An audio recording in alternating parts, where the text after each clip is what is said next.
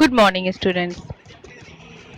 Today we are going to read 8th chapter of our English grammar book.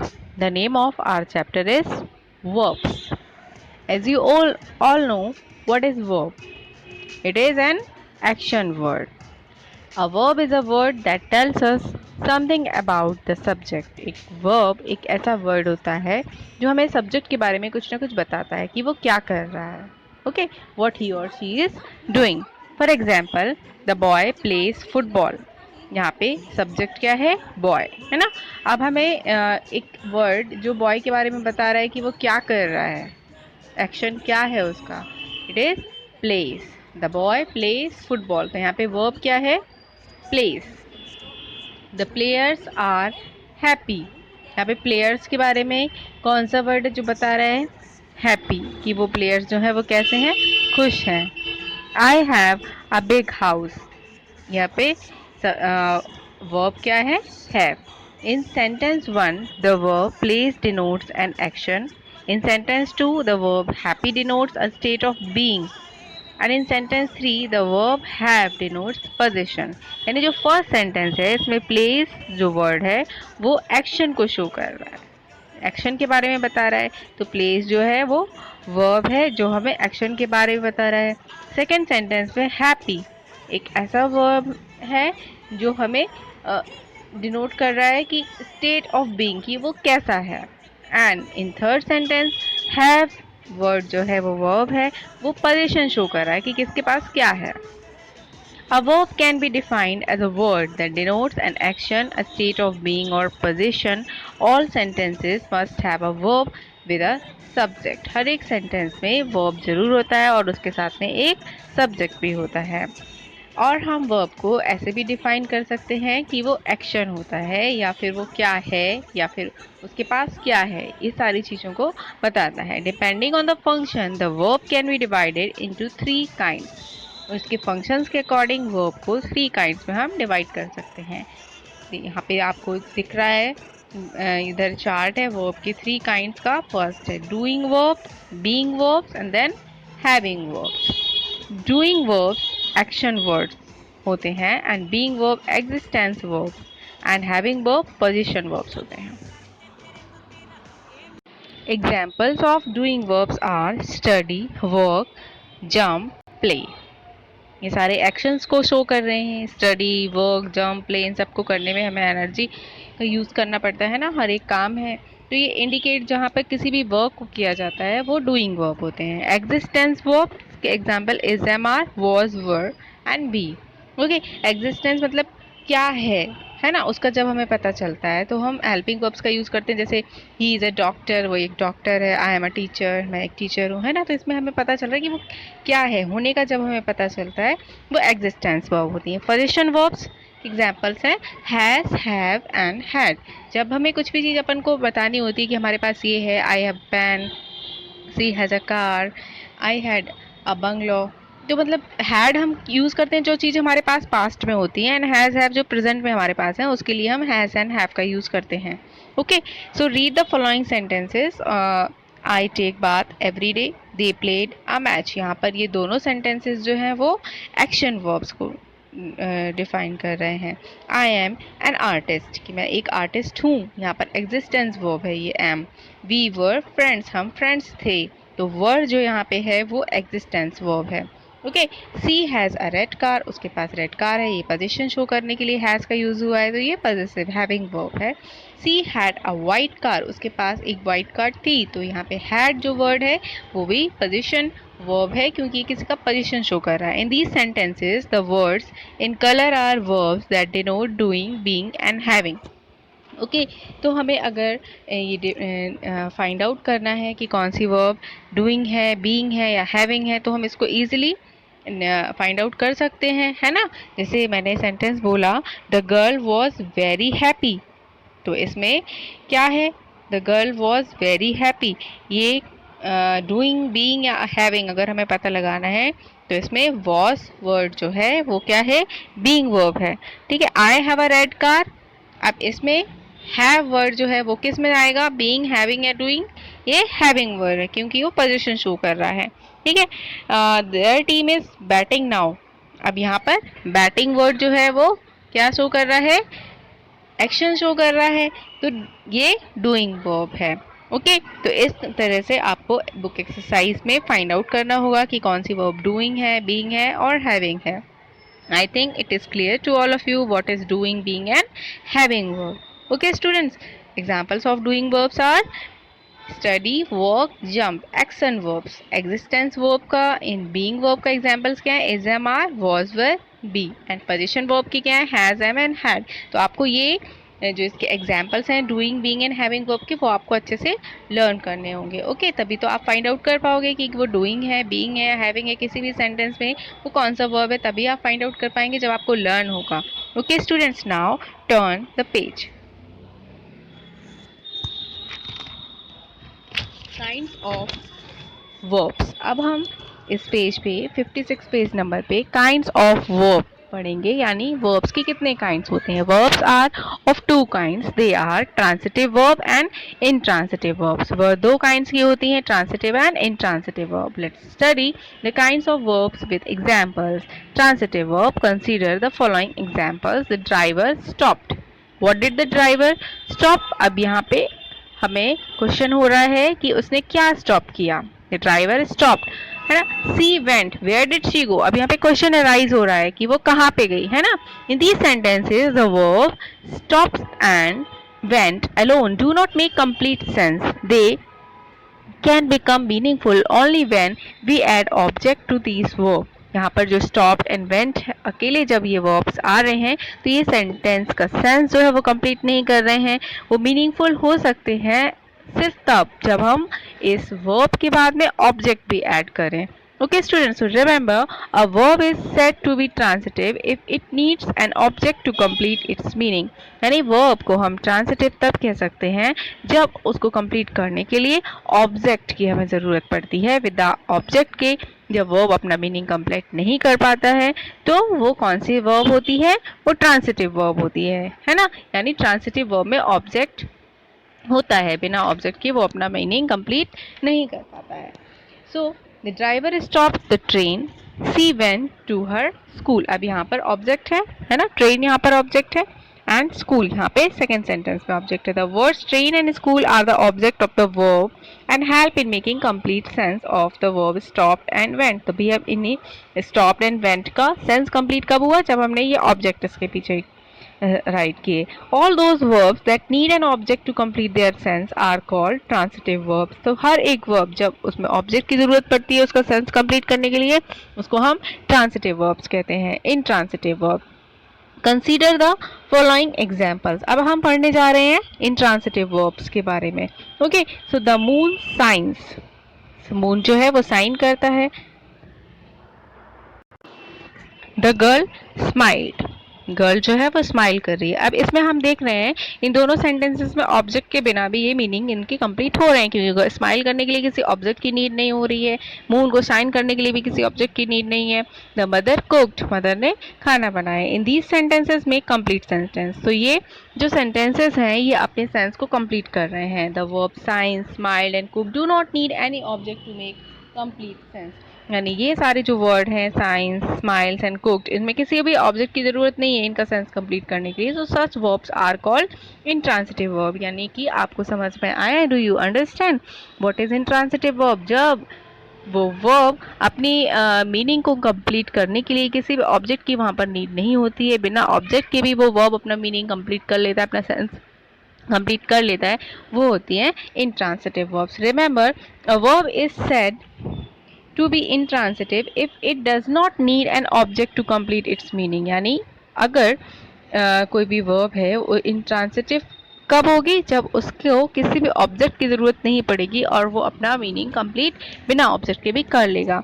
Just I am giving some examples. Just they played, उन्होंने खेला। अब बिना object के भी complete हो सकता है सेंस, कभी कभी हम बिना बिना फुटबॉल के, बिना क्रिकेट बैट बॉल के भी हम प्लेइंग कर लेते हैं, है ना। बहुत से ऐसे गेम्स हैं जो हम प्ले कर लेते हैं। सो दैट यहाँ पर प्लेड जो है यह अपना बिना ऑब्जेक्ट के सेंस कंप्लीट कर रहा है, that's why it is also intransitive verb.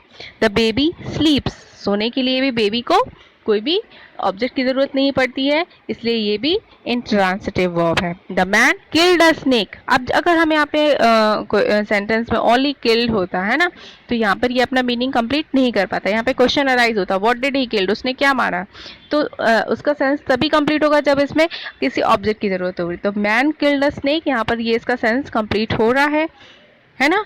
तो कब हो रहा है, जब उसमें ऑब्जेक्ट हमें मिल रहा है ना। विदाउट ऑब्जेक्ट ये अपना कंप्लीट नहीं करता है सेंस, इसलिए ये ट्रांसिटिव वर्ब है। ओके, तो आपको समझ में आया ट्रांसिटिव वर्ब हम आइडेंटिफाई कर सकते हैं कि कोई भी वर्ब ट्रांसिटिव कब है, जब उसमें ऑब्जेक्ट उसके बाद में है, एंड इनट्रांसिटिव कब है, जो उसमें ऑब्जेक्ट उसके पहले है बट वो अपना मीनिंग का सेंस जो है, सेंटेंस का सेंस है, वो कंप्लीट कर पाए। Okay students, now turn page number 57. Here are some transitive verbs that are dependent on object. यहाँ पर कुछ transitive verbs हैं जो object पर ही depend होते हैं. Okay, just like handle, own, need, make, get, name, cut, list, catch, carry, build, blame, buy, believes. Okay, there are some intransitive verbs that are complete and not dependent on any object. लेकिन यहाँ पर कुछ intransitive verbs के examples दिए हुए हैं जो किसी भी object पर depend नहीं करते हैं। Okay, just like bluff, bleed, arrive, rise, fall, faint, doze, disappear, rise, pause, moan, laugh, etcetera. Okay, तो आपको ये अच्छे से रीड करने हैं कि कौन से वर्ब्स ट्रांसिटिव होते हैं, उनको ऑब्जेक्ट की नीड नहीं होती है, एंड कौन से जो होते हैं इनट्रांसिटिव होते हैं, वो किसी भी ऑब्जेक्ट पर डिपेंड नहीं होते हैं।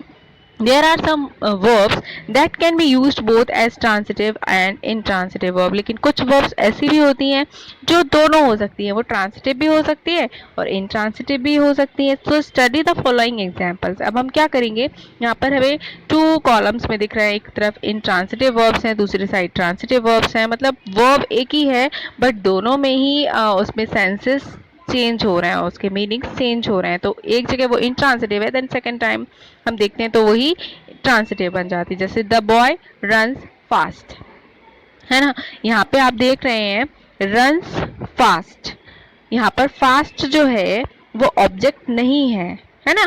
फास्ट क्या है, एडवर्ब है ना, कि वो कैसे दौड़ता है ना। सो यहाँ पर ये जो रन्स है वो इंट्रांसिटिव है, बिना ऑब्जेक्ट के भी वो अपना सेंस कंप्लीट कर रहा है। बॉय को दौड़ने के लिए किसी ऑब्जेक्ट की जरूरत नहीं पड़ती है, तो यहाँ पर ये इंट्रांसिटिव है। But his father runs a shop, अब यहाँ पर रन्स फिर से आया बट यहाँ पर ऑब्जेक्ट है कि वो क्या रन कर रहे हैं, शॉप रन कर रहे हैं, तो शॉप यहाँ पर इसका ऑब्जेक्ट है, तो ये ट्रांसिटिव वर्ब है ना।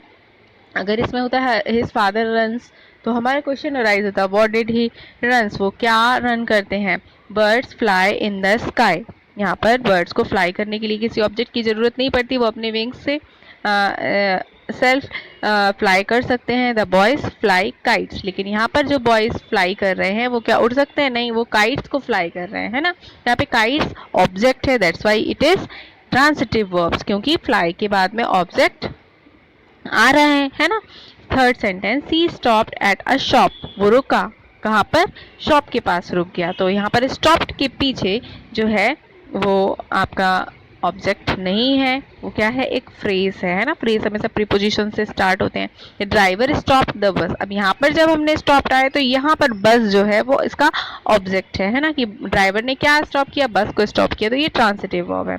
द बेल रिंग्स, अपने आप बेल रिंग हो रही है ना, यहाँ पर ऑब्जेक्ट नहीं है यहाँ पे, तो ये सेंस कंप्लीट हो रहा है। जैसे कभी हम टेम्पल्स में देखते हैं बेल होती है और तेज आंधी चलती है, हवा जोर से चलती है, तो अपने आप बेल रिंग होने लगती है ना, तो इसलिए ये इंट्रांसिटिव है। But he rings the bell, second column में जब आ रहे हैं तो इसमें हम ऑब्जेक्ट देख रहे हैं कि वो बेल बजा रहा है, तो यहाँ पर बेल उसका ऑब्जेक्ट है, that's why it is transitive verb. Plants grow fast, plant जो है वो जल्दी जल्दी ग्रो हो रहे हैं, यहाँ पे ग्रो करने के लिए किसी भी तरह का ऑब्जेक्ट की जरूरत नहीं पड़ती, प्लांट्स अपने आप ग्रो होते हैं, है ना।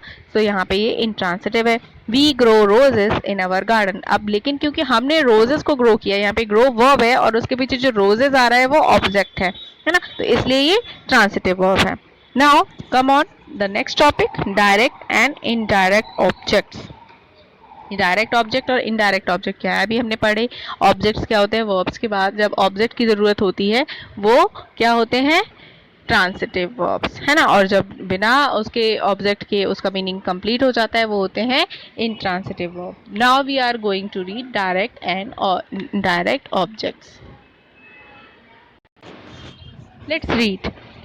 You have learned that transitive verbs requires an object to make complete sense.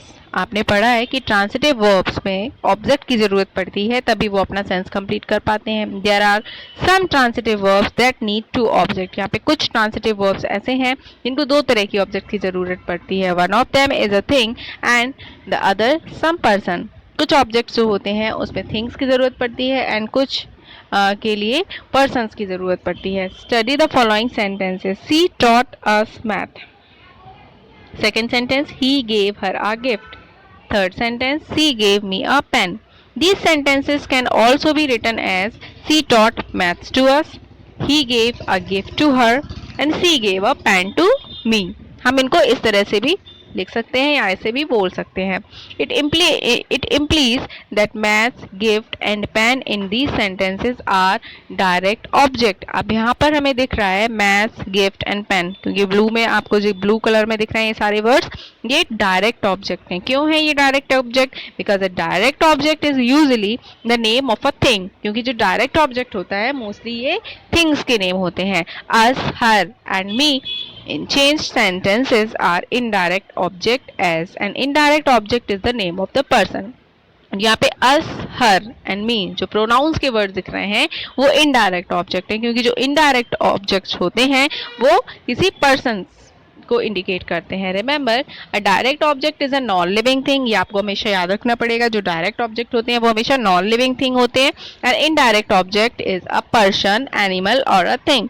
और इनडायरेक्ट ऑब्जेक्ट में पर्सन, एनिमल और अ थिंग कुछ भी हो सकता है। The indirect object, just turn next page, page number 58।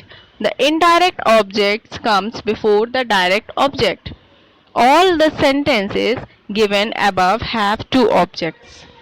In the first sentence the verb taught has two objects, see and maths। यानी जो first sentence था इसमें दो object थे, see और maths। In the second sentence the verb gave has two objects, इसमें भी two objects थे, her and gift। In the third sentence the verb gave has two objects, me and pen। यहाँ पे तीनों verbs के साथ में ऑब्जेक्ट्स अलग अलग थे, एक डायरेक्ट ऑब्जेक्ट था और दूसरा इनडायरेक्ट ऑब्जेक्ट था। अभी हमने पढ़ा डायरेक्ट ऑब्जेक्ट हमेशा नॉन लिविंग थिंग्स होती हैं एंड इनडायरेक्ट ऑब्जेक्ट ये पर्सन्स, एनिमल्स और थिंग कोई भी हो सकता है। Now I am giving some example, जैसे her uncle told her a story.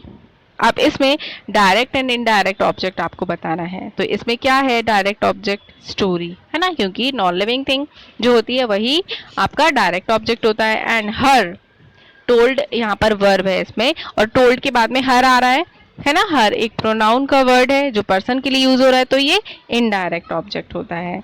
Okay student, first sentence में आप देख सकते हैं the principal gave me the first prize. अब यहाँ पे वर्ब क्या है, गेव, उन्होंने दिया, और मी क्या है यहाँ पे, इनडायरेक्ट ऑब्जेक्ट, क्योंकि ये पर्सन्स के लिए यूज हुआ है। और फर्स्ट प्राइज क्या है, ये डायरेक्ट ऑब्जेक्ट है।